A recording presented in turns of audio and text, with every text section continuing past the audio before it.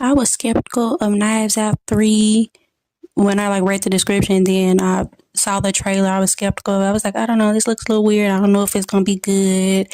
And then two, I didn't even know that it was on or that it was coming on until it was already on. And I started seeing stuff pop up. I was like, oh, I didn't even know this was coming. And then I watched the trailer and read the description. I'm like, I don't know about this. But then I was like, okay, the other two wasn't bad, so I doubt this one is going to be bad. It don't mean it's going to be good, but I'm like, I don't know if it's going to be bad. So I clicked on it, and literally, they really caught me early on. Usually, it takes a minute to build up, but I feel like I was interested really early on. I feel like it was very entertaining. I feel like it was weird, but weird in a good way.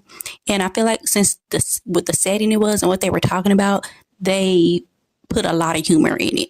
It was very, very funny. I laughed really from beginning to end. Not ha ha, not crying laughing, but good laughs. They really was cutting the tension well. They were doing a good, making it drama, but then lighting it up. They did a very, very, very good job at that. And they cast it very, very well. The casting couldn't have been any better. The main dude, I don't know if I ever seen him in anything else, but he did really, really good. I don't know if he's a comedian or what. I tried to kind of look it up after the movie, but I didn't really do too much. I just kind of just put it in and then clicked his name, and then something popped up about him being on SNL. So I don't know if he was just on SNL as an actor or he's a comedian. I don't know, because I know people that aren't comedians do be on SNL. But it was really funny. I thought he did good. I thought everybody else did good. I actually think this is the best Knives Out. I'm not gonna lie. I did go into it trying not to figure it out. I was like, let me just watch it without trying to figure anything out. Anytime my brain tried to start figuring it out, I was like, no, don't try to figure it out, just watch it. So I tried to do that the best I could. So yeah, I think this was the best one, maybe because I was trying to watch it like that. But also, I just think it never got boring. It never got stale. And it was over 2 hours. All of them are over 2 hours, but this one just never got stale. I never got bored. It never flatline or fell flat. I thought they really did a really good job with this one. Besides this one, my second favorite one was the one with Janelle Monáe. I think that's the second one. I actually watched it backwards. I watched the second one first because I never heard about the first Knives Out, I don't think. So I watched the second one because Janelle Monáe in it. I really love Janelle Monáe. Gorgeous. I love her. So I clicked on it. Maybe mainly because of her, but then I was like, oh, I like this. And then maybe it's a little biased because since she's so beautiful, I like her. I'm like, oh, I love this. But no, I really did like it. I'm not really biased like that, but I really did like the second one. And then so I went back later, watched the first one.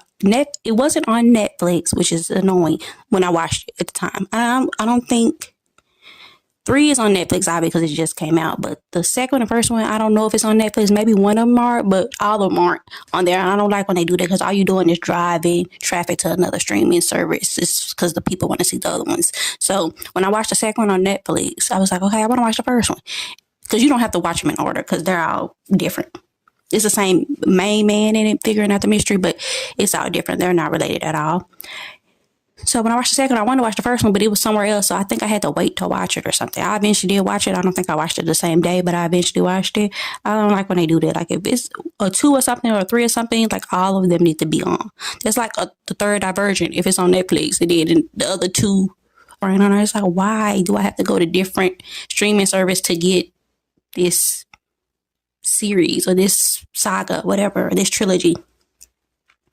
But yeah, that's all I gotta say. It was really good. Like I said, I was really skeptical of it, clicking on it, but I was really surprised. I thought they really, really did a good job.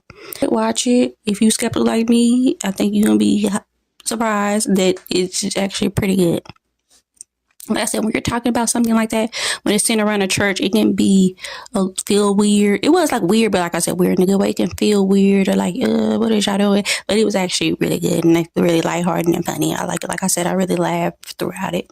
Nobody Wants This Too. I feel like it was supposed to be a limited series. That's why I watch it, because I don't really like watching series that are going to continue. I really just really like, especially on Netflix, I really just watch limited series. So I did think it was going to be a limited series.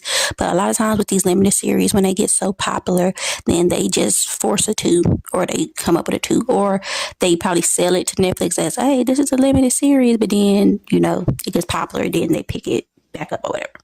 So I thought the first 5, and I really love Christian Bale. I love Veronica Mars, so I've always really liked Christian Bale.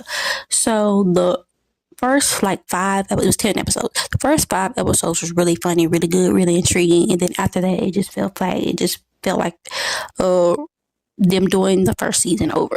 The whole conflict of them back and forth. Like, he said he was over her not, converting, but then he really wasn't, which is pretty much what happened in the first one. And then her contemplating if she wanted to convert or not. It just fell flat after 5. Most people probably want to do 10 seasons on a series. But yeah, it just fell flat. Like, the first 5 episodes was really, really good, really entertaining, really funny. I was like, they did that, but then they just kind of probably, the story just didn't have anywhere to go from there except them going back to the original conflict, which I guess can be relationships. You think something over, then I didn't go back to it, but watching it is just not entertaining. I didn't really love how it ended. Like I said, it ended maybe for a possible 3, but if it's 3, I'm like, are they going to do the same thing again? Because it ended with them running pretty much after each other. And then her saying, okay, I pretty much saying she's going to convert or whatever. And I'm like, okay, that's pretty much kind of what happened in the first one, kind of. But he said he don't care about it, the first one. But I don't know. It just really was the same. It was a mirror from the how it ended the first season. So if they do a 3rd season, like, is she really gonna be, you gonna show them both being Jewish and living their life, or are you gonna show them her not knowing if she want to convert again? It's just like, it's kind of becoming stale at this point, like the same stale story. Like I said, if they progress it and actually show their life together, both of them Jewish, and that's no longer conflict, then maybe it'll be entertaining. But them trying to keep making that the conflict is like just not good anymore. The brother's wife, too, they can pick up the lies maybe of the brother and focus more on the brother and the sister in the 2nd season, and make Kristen and the rabbi like a secondary story and not the first story. That'll be a little interesting spin, I think, because obviously, the brother and his wife are like kind of on a break, I guess you can say, because obviously they're not divorced yet, but on a break. I'm sure they'll maybe make it back, or maybe he'll be with the sister, who knows. But the wife of the brother, I'm sorry, I don't know the name, child. The wife of the brother, when she was talking to Christian character, she was saying, oh, well, you're funny, so that's Jewish. You're nice, so that's Jewish. I'm just saying random stuff. I can't remember exactly what she said. She was like, you're creative, that's Jewish. It's like she was just naming regular stuff that any religion could fit in.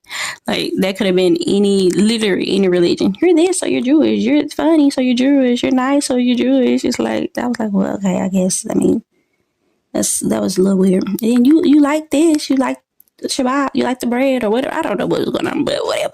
But I thought that was weird. But I'm like, hey, whatever floats the boat. I'm problem with the first one. I was like, I hope she don't convert in this one, because she didn't really want to do it. In this one, I'm like, you're showing people that in order to be in a relationship, that the other person has to convert, and I don't like that being a narrative. I get that is a narrative for most people, and it's just keeping that alive pretty much. I feel like it's better to show 2 people being in a loving, supportive, understanding relationship, and them being 2 different religions, instead of showing the other person having to convert. I think the better message is not having to convert, but I get it. Yeah, I feel like that's what most people want, so I feel like they think that's a fairy tale ending or whatever. They looking at it, instead of having her convert, they're looking at it as her finding herself. How her mother converted to. That was like, what? Then the mother's like, no, the mother always doing this and doing that, doing this, I always find something different to do. Then they're like, oh, the mother, no, I found this is what I have been Jewish my whole life. This is what I want to do. This was the mother. The mother's like a hippie. She's like, no, this is just, I'm really Jewish. So I guess maybe that helped her. I don't know. Maybe she saw her mother, seemed like she's really into it. Although it's like, if she is that type of person, she ain't going to be into it. Although she's saying she is. But, yeah, that's all I say. Mark Wahlberg movie played dirty. It felt like pretty much the Italian Job without them calling it the Italian Job. It was him and a group of people pulling off pretty much a heist or a criminal act, whatever you want to call it. Mark Wahlberg in the 90s, his movies was really, really good. And I feel like lately, I don't know if he's doing like passion projects or whatever, but they haven't been great. Like, I've been skipping some. There was a time when I felt like I had seen all Mark Wahlberg movies, but now had been skipping some, but then, you know, I've been starting back, like the movie with him and Halle Berry. I can't think of the name. I thought that was okay. And then Play Dirty, like I said, it felt like the Italian Job, just not as good, not as funny, not as entertaining. But, you know, you can't really go wrong with a heist type movie. Yeah, I don't know if I have much to say about it. Like, it's not even memorable. I don't have much to say about it other than the fact that it was a Italian Job type movie. Like, people have been wanting an Italian Job too. And everybody still is, I feel like, alive that was in it. I think. Don't quote me. Like, I know Jason Statham, Mos Def, Mark Wahlberg. Was that Charlize Theron? Like, everybody is, I feel like, alive for the most part that I can think of. So they could do it too. So if you do pretty much a movie like the Italian Job, you might as well do the Italian Job. But like I said, it wasn't nothing to write home about, but it also, like, if a 2 came out, I would probably watch it. That's how I decide if I really don't like something. Like, if I don't won't watch a 2, or if I won't watch another one of whatever it is, then I'm like, oh, it ain't good. But I would watch a 2, but it's kind of like just watching something, and that's just not memorable, that you just doing maybe like to pass the time or whatever. But so that's that. Then I know he did another movie, Flight Risk, that I watched, and I used an all-night movie that's in one setting. It pretty much was only on a helicopter, and it was him, you know, playing an assassin pretty much. So I didn't think it was boring. Like, for it to be in one place, I didn't think it got boring.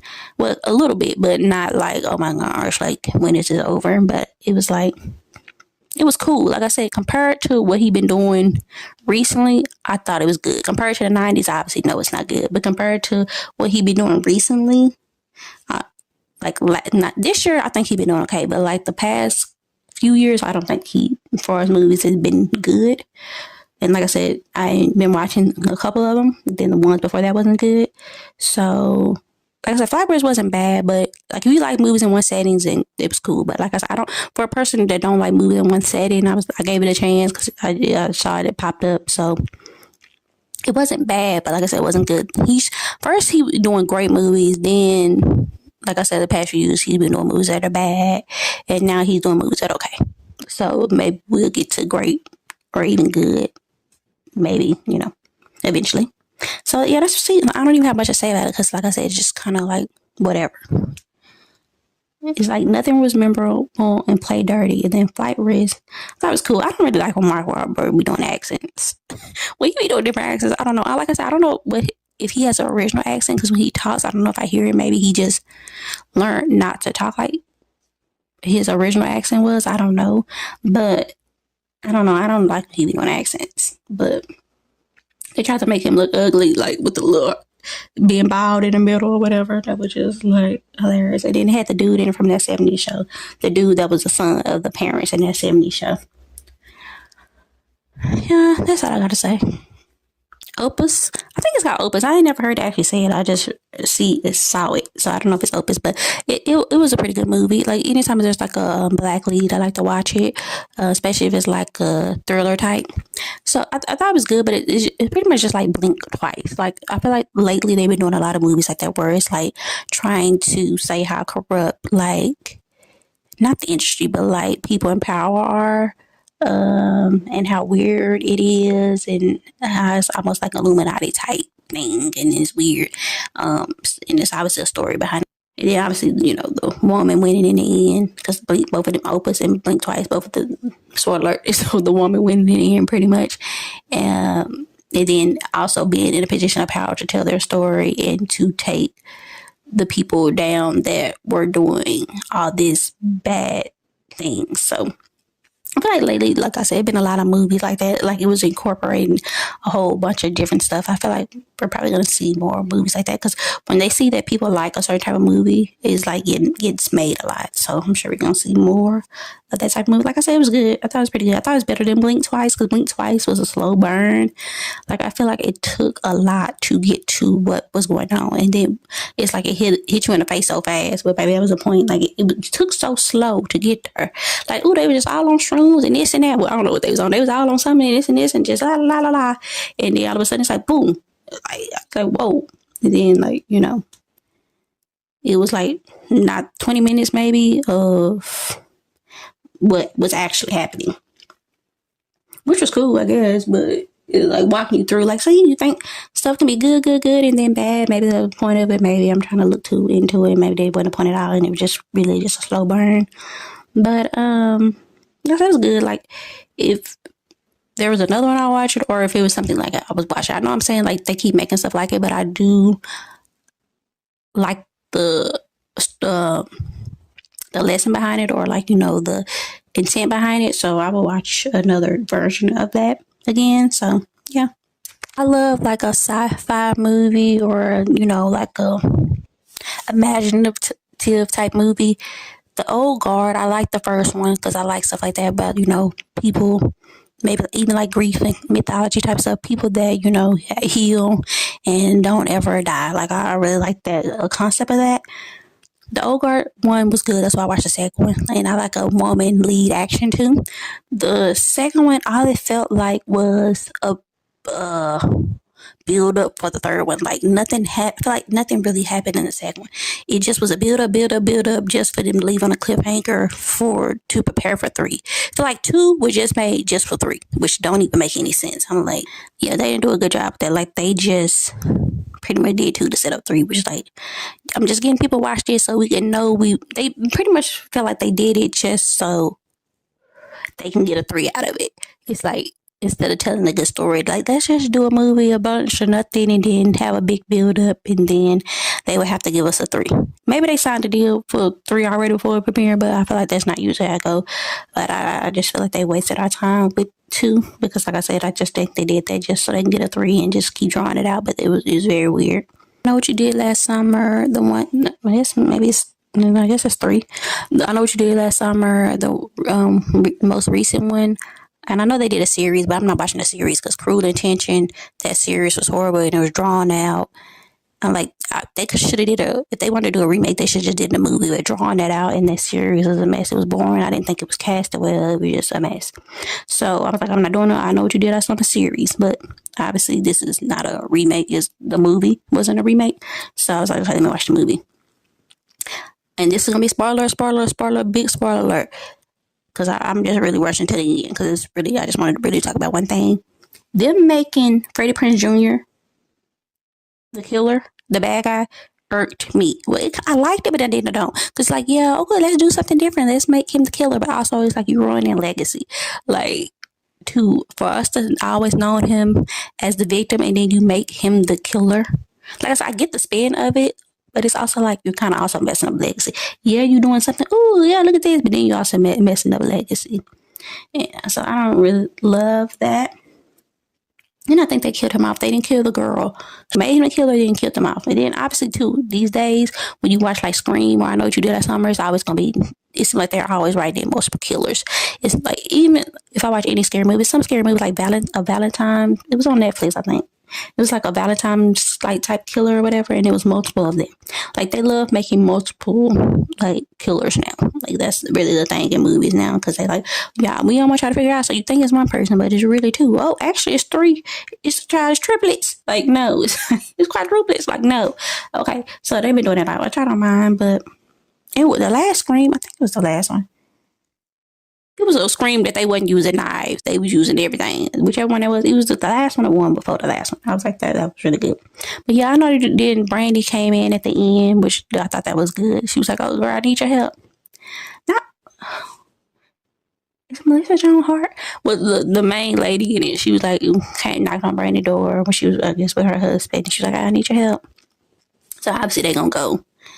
It's gonna pick up, with them, and then they always bring in newer people, but the newer, they end up going back to get the person that experienced it, and that it originated with, like a Scream that's about to come out. Obviously, they getting her again, and then now it's gonna be her daughter. It's like, but yeah, that's all I think.